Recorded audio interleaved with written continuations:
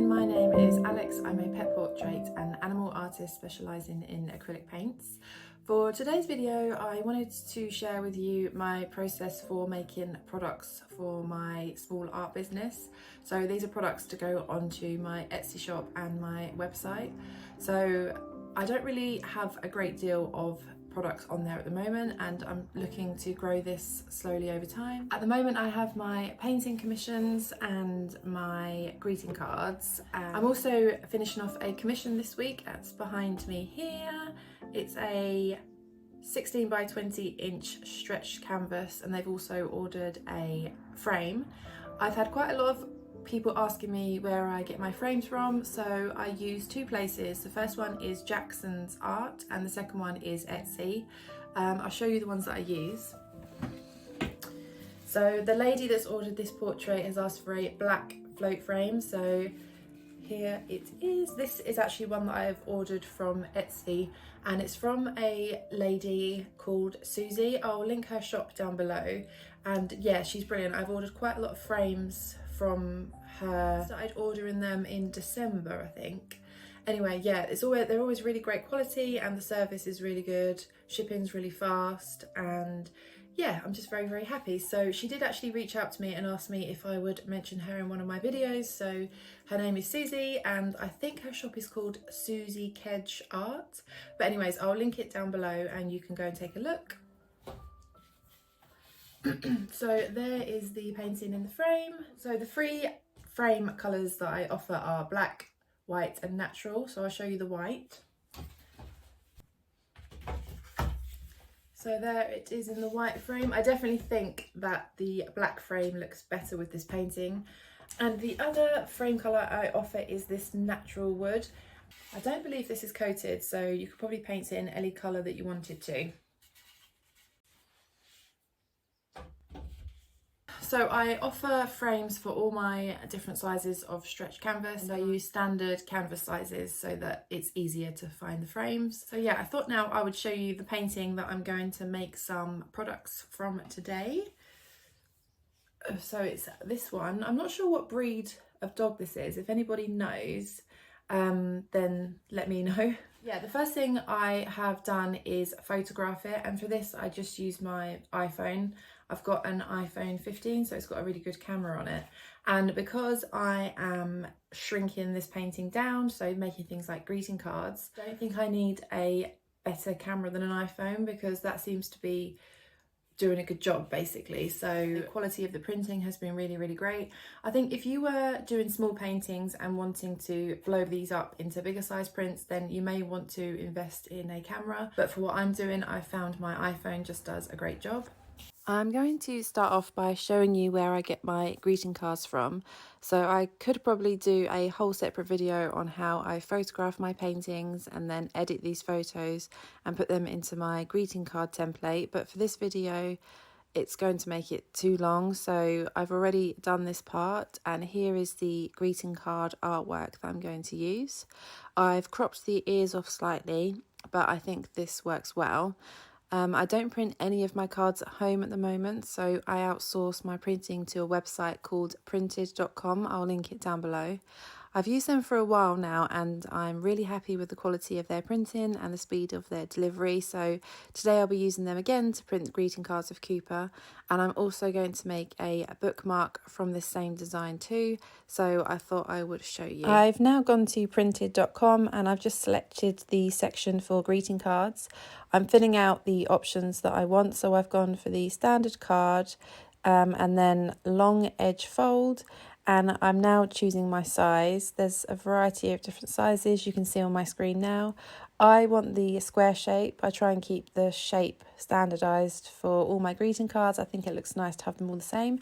So this is 148 by 148 millimeters. And I'm only going to go for printing on one side.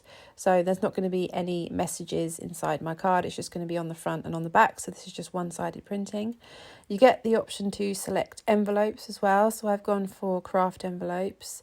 And then you can choose the quantity of cards you get. So if you're doing this for the first time, I would suggest getting a lower quantity of cards just so you can see when you receive them if you're happy with them. That's what I did. I printed 2 or 3 at first, and this time I've gone for 20 cards. And I think I've got slightly muddled up here. So this is actually the section where you choose your envelopes. So I'm going to select craft envelopes here. And then if I scroll back up to the section previously where I thought I was choosing envelopes, this is actually where you choose the type of paper that your design is printed onto.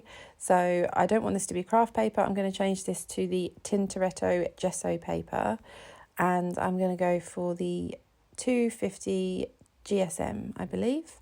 So I really like this paper. It's got a really nice texture to it, and it's not coated in any way, so it's nice and natural looking. And the 250 GSM I think is perfect for greeting cards. It's nice and thick. So now if I scroll back down, I've selected the craft envelopes here, and then you get to choose your cellophane bags. So I go for the compostable ones. They're slightly more expensive than just the bog standard ones, but it's only by literally a few pence, so it's definitely worth it. And then you get the chance to upload your artwork. So I'll just go and find where I saved my greeting card design template for Cooper. It takes a few moments just to download, and there we have it. So it will tell you if your file has uploaded and if there are any issues. So if there are any issues with the resolution, and also if there's any issues that it's not within the bleed margins. So it puts a bleed around the edge of the card of a few millimeters. So just be aware of this, and if there is any part of your design in that bleed area that's very important, then maybe reconsider the measurements of your design. So I'm just giving everything the once over to make sure it's all okay, and then I will go to checkout. And at this point you have the option to choose your delivery. So I normally go for second class, and it arrives within 3 to 4 days. So hopefully they will be here soon, and I'll show you now how I'm going to do my bookmarks. The process for ordering these bookmarks is pretty similar to the greeting cards, so I won't go through all that again. But I've just skipped to the part where I upload my artwork, and I actually created this template in a separate program called Affinity Photo, and I made sure that the dimensions of the file were the same as this template design that you can order on printed.com. If you did want me to make a separate video on how I create these templates, then I can do that. It just would have been too much information to put in one video, I think. So yes, I've just uploaded the template, and everything's fine in terms of resolution, but it has notified me that some of the design is within the bleed area, so that yellow line around the edge. And I've just done a quick check, and I'm not too bothered because it basically is mainly white area that it's cropping off, and also a tiny bit of Cooper's left ear and some of his body, but I don't think it's going to have a huge effect on the design, so I'm not too worried about this, and I'm going to go ahead.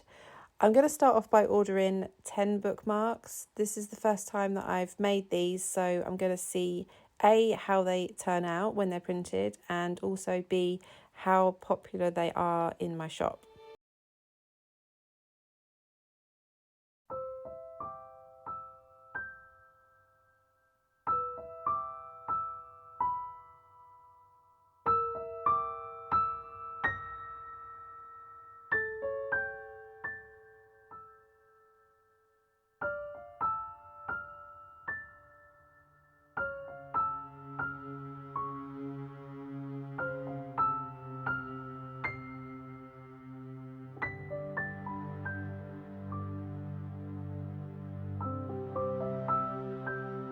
greeting cards and bookmarks of Cooper have arrived, so I thought I would show you those now. So here's the greeting card, and here are the bookmarks. So yeah, I'm really happy with them. The print quality is really good and everything seems to have printed off really well. I love the detail in this one because it obviously is such a big painting that's been shrunk down to a smaller size. The detail is really intricate, so yeah, I really like that. I don't know if I'll show you a close-up in a second.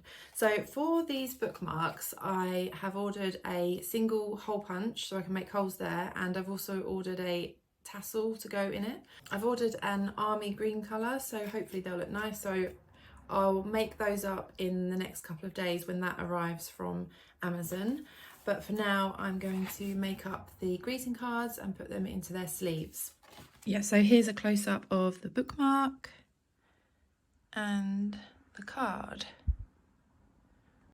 So I'll put the bookmarks to one side for now whilst I wait for the tassels to arrive.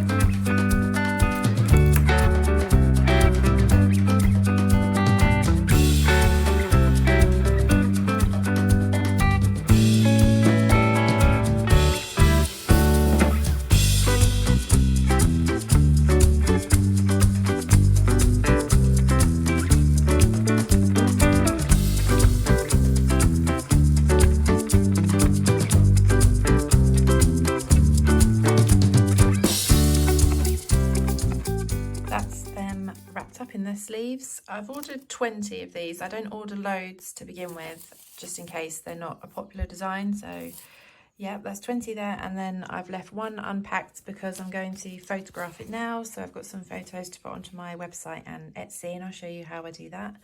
And I'll take this one to photo as well, just to show kind of what you get as the final product. I have mentioned this before as well, but printed.com, they always send extra envelopes and cellophane bags. So I was just thinking I could probably use them for my bookmarks. The envelopes are the right height, so maybe I could somehow cut them down and then use them. Equally, I could not reuse, but use the compostable bags because the height is the same as those. I thought I would just show you some of the other greeting card designs that I've done so far. So this is my Cavapoo card. I've actually got the same design. The one that sells best is the one with the plain white background. So maybe going forward I might kind of discontinue the coloured background one and just keep that one. This one is by far my bestseller. It's the Boston Terrier card, and also got this cat card as well, which is from a commission that I did a couple of years ago. I'm now going to take some product photos. So to do this, I always use the same console table in my hallway. I do them here because I can open the front door and it lets lots of light in. And also I've just got this vase of faux flowers behind, which I use as kind of a prop, not only to stand the cards up, but also to have as a background. I don't have a huge amount of tips on taking product photos. I'm sure there's lots of other videos out there that could give you more information, but what I do know is that you need to take them in a well-lit room, preferably not in direct sunlight, so a nice kind of diffused light is good. And also you need to be aware of the different shape photos for the different places you're going to be putting your photos. So for example, Etsy, I know have just changed theirs from rectangle to square shape, and this might be different, say if you're going to post them onto Facebook or if you want to put them onto your website. So maybe just take a variety of different size and shape photos as well. The postman's been and he's delivered the single round hole punch. I went for the 6mm size, and also the army green tassels as well. So I'm going to make a start on the bookmarks now. I've realised that I probably should have put a little hole as a guide in my template, because obviously I'm going to need to measure each one now to see where the central hole is. So that's a lesson learnt for next time.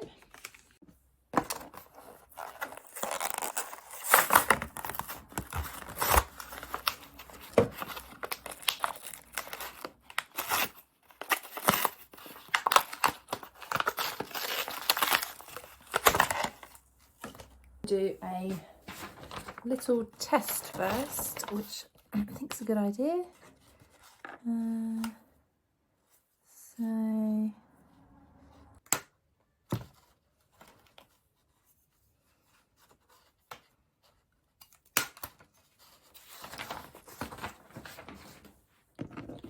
Okay, so I've marked a dot there where the centre is, then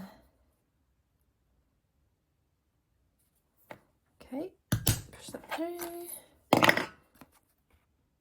There's the hole, and take out one of the tassels.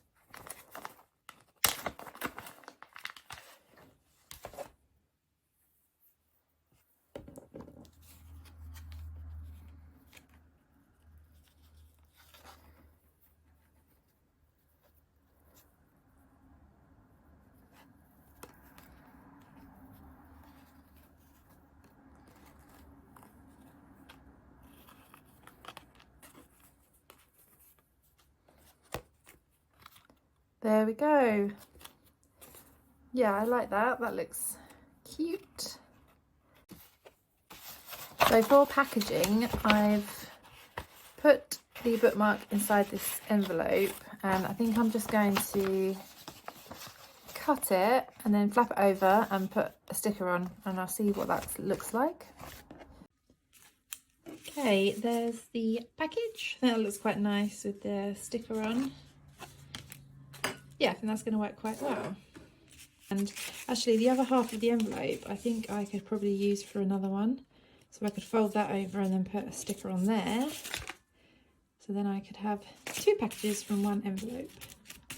Now I'm going to make a start on doing the rest of these.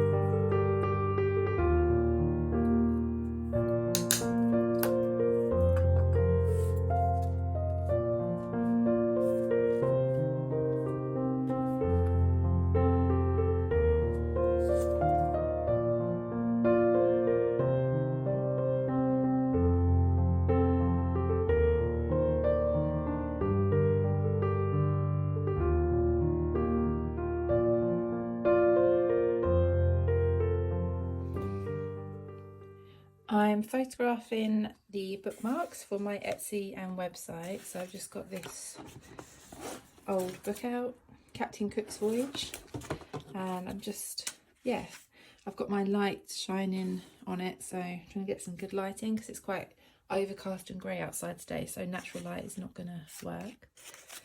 And then yeah, I'll put the photos up later today. The next product that I'm going to work on is some fine art clay prints. So it's the first time that I'm making these prints, and I thought I would just show you how I'm going to do it. So again, I'll be using printed.com. They have an option on there to design and print these fine art prints. So what I have here is the photo of my Boston Terrier painting. So it's just a photo file that I use for all of my product printing, so like my greeting cards, and I'll probably make a bookmark design as well of this one in the future. So I've just opened it up in Affinity Photo, and I thought rather than show you how I order in printed.com, again because I did show you that for my greeting card and bookmark, I thought I would show you how I set up the fine art print file in Affinity Photo. So I use this software instead of Photoshop because Photoshop is very, very expensive and you have to pay either annually or monthly. But with Affinity Photo, it's just a one-off cost, and I bought it during the Black Friday sale, so it was even cheaper. I'll link down below so you can go and take a look if you want to. The first thing that I did was measure out the mounts that I have. So I intend to use these mounts on my fine art prints. So I'm just measuring them so I can find out how big I want to make the prints. And I need to measure the aperture in the mount, so the bit in the middle, and also the full size so I know the width of the border to put around the edge. The aperture was 8 inches and the full size of the mount was 10 inches. So I've made sure that I resized the image of the Boston Terrier so that it's 8 by 8 inches.